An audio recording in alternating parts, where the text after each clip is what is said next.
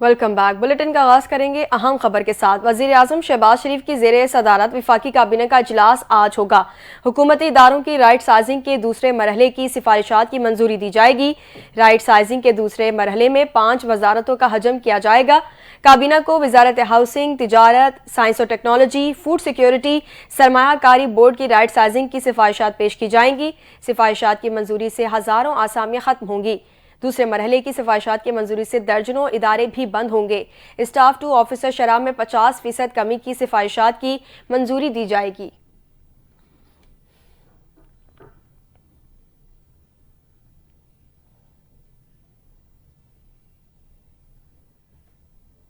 پاکستان کی ترجمان دفتر خارجہ ممتاز زہرا بلوچ نے دو ٹوک الفاظ میں کہا ہے کہ پاکستان کی سیکیورٹی کے فیصلے پاکستانی قوم کرے گی اور کسی بیرونی دباؤ کا اثر نہیں ہونے دے گی۔ پاکستان نے ماضی میں بھی مختلف پابندیوں کا سامنا کیا ہے، مگر ملک نے ہمیشہ اپنی سیکیورٹی پر توجہ مرکوز رکھی ہے اور مستقبل میں بھی ایسا ہی ہوگا۔ ممتاز زہرا بلوچ نے امریکی پابندیوں کے بارے میں بات کرتے ہوئے کہا کہ ان پابندیوں کا پاکستان کے دفاعی فیصلوں پر کوئی اثر نہیں پڑے گا۔ انہوں نے امریکہ کی جانب سے پاکستانی میزائل پروگرام پر عائد پابندیوں کو غیر ضروری اور ناانصافی پر مبنی قرار دیتے ہوئے کہا کہ یہ اقدامات پاکستان کی دفاعی پوزیشن کو کمزور نہیں کر سکتے۔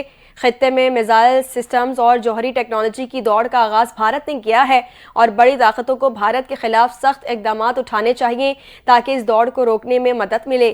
فوجی عدالتوں سے متعلق یورپی یونین کے تحفظات پر رد عمل دیتے ہوئے ممتاز زہرا بلوچ نے کہا کہ پاکستان کے آئین اور عدالتوں میں اندرونی معاملات حل کرنے کی مکمل صلاحیت موجود ہے۔ ان کا کہنا تھا کہ پاکستانی قوم اپنے اندرونی مسائل کو حل کرنا جانتی ہے اور اس معاملے میں کسی بیرونی مداخلت کی ضرورت نہیں ہے۔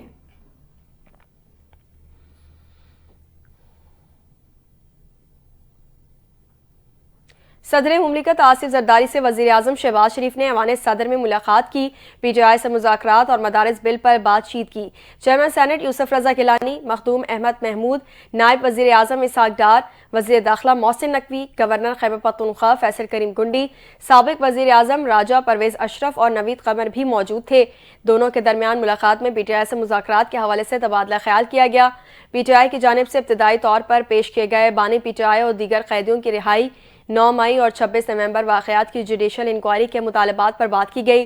وزیر اعظم نے صدر کی صحت کے لیے نیک خواہشات کا اظہار کیا۔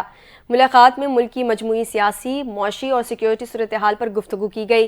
صدر مملکت اور وزیر اعظم نے ملک کی ترقی کے لیے مل کر آگے بڑھنے کے عزم کا اعادہ کیا۔ دونوں نے پارلیمنٹ میں قانون سازی کے امور پر بھی بات چیت کی۔ دونوں رہنماؤں کا قانونی امور پر تمام سیاسی سٹیک ہولڈرز کی مشاورت سے آگے بڑھنے کا فیصلہ کیا۔ صدر مملکت نے وزیر اعظم کو ملک کی ترقی اور استحکام کے لیے تعاون کی یقین دہانی کرائی۔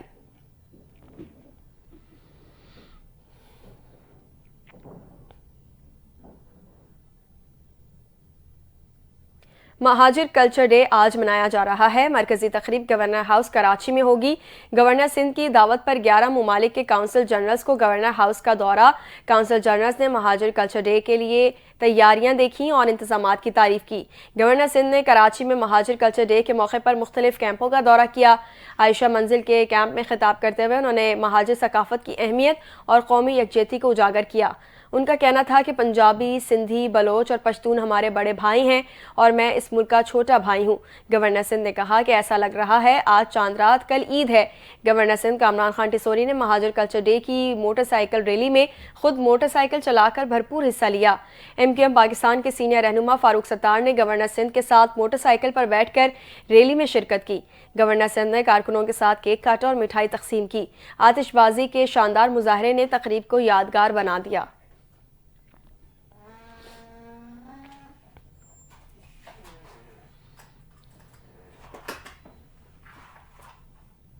پاکستان میں 9 مئی کے 25 ملزمان کو فوجی عدالتوں سے سزائیں سنائے جانے پر برطانیہ اور امریکہ کا بھی رد عمل آ گیا ہے۔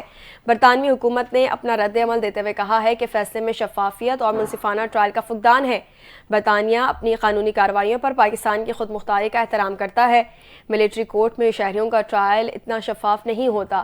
یہ منصفانہ ٹرائل کے حقوق پر بھی سوال ہے۔ فوجی عدالتوں کی کارروائی سے شہریوں کے منصفانہ ٹرائل کے حق کو نقصان پہنچتا ہے۔ حکومت پاکستان شہری اور سیاسی حقوق کے بین الاقوامی معاہدے کے تحت ذمہ داریوں کو نبھائے۔ امریکی محکمہ خارجہ نے بھی اس پر رد عمل دیا ہے اور کہا ہے کہ پاکستانی حکام مروجہ قانونی طریقہ کار کی پیروی کرے۔ پاکستان میں سویلینز کو فوجی ٹریبونل سے سزا دینے پر گہری تشویش ہے۔ فوجی عدالتیں جوڈیشل آزادی، شفافیت اور مروجہ طریقہ کار سے عاری ہیں۔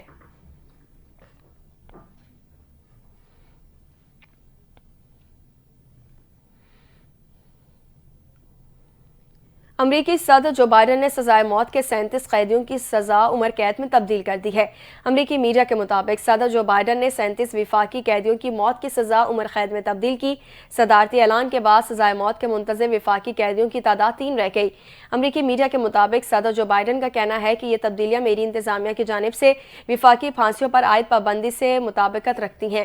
بائیڈن کا کہنا ہے کہ دہشت گردی اور اجتماعی قتل کے مجرموں کی سزائے موت برقرار رہے گی۔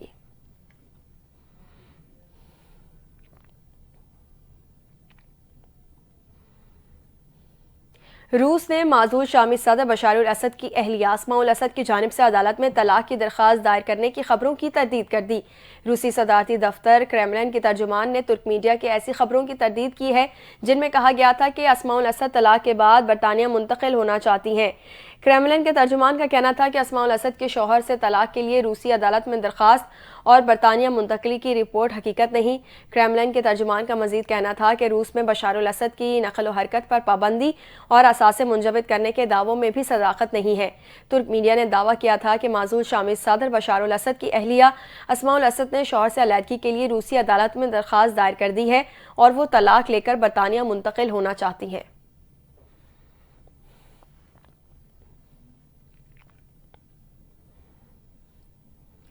نو منتخب امریکی صدر ڈونلڈ ٹرمپ نے اعلان کیا ہے کہ اپنا عہدہ سنبھالنے کے فوری بعد خواجہ سراؤں کو امریکہ کی مسلح افواج اور اسکولوں سے نکال دوں گا۔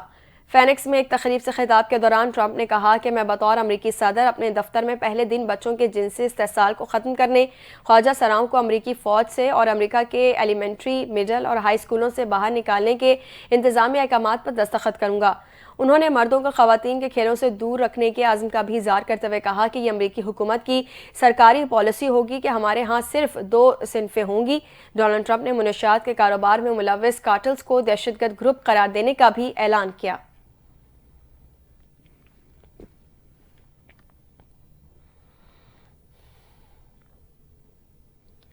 پاکستانی نژاد برطانوی صحافی سائمہ محسن رشتہ ازدواج میں منسلک ہو گئی۔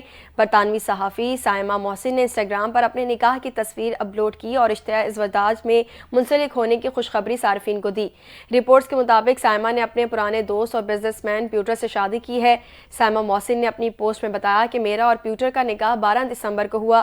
یہ ایک نجی تقریب تھی جس میں صرف قریبی خاندان کے افراد اور دوستوں نے شرکت کی۔ سائمہ محسن نے رواں سال ویمن پریس فریڈم کا کیتھی گینن لیگیسی ایوارڈ جیتا تھا۔ سائمہ محسن پاکستان میں امریکی نشریاتی ادارے CNN کی نامہ نگار بھی رہ چکی ہیں۔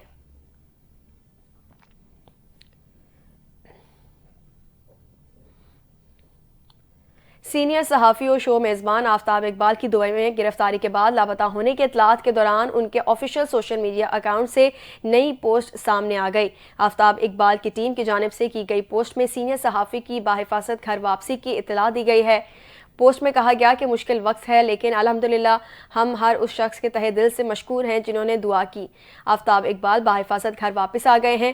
قبل ازیں آفتاب اقبال کی بیٹی عائشہ نور اقبال نے میڈیا سے گفتگو کرتے ہوئے کہا تھا کہ ان کے والد آفتاب اقبال کو برطانیہ سے واپسی پر دبئی ایئرپورٹ سے گرفتار کیا گیا ہے۔ انہوں نے بتایا تھا کہ وہ میری والدہ کے ساتھ برطانیہ سے واپس آ رہے تھے کہ امیگریشن حکام انہیں اپنے ساتھ لے گئے۔ بعد میں انہوں نے کہا کہ میرے والد کو متحدہ عرب امارات کے حکام کی جانب سے کلین چٹ مل چکی ہے لیکن انہوں نے مزید تفصیلات نہیں بتائیں کہ وہ کہاں ہیں اور کیسے ہیں۔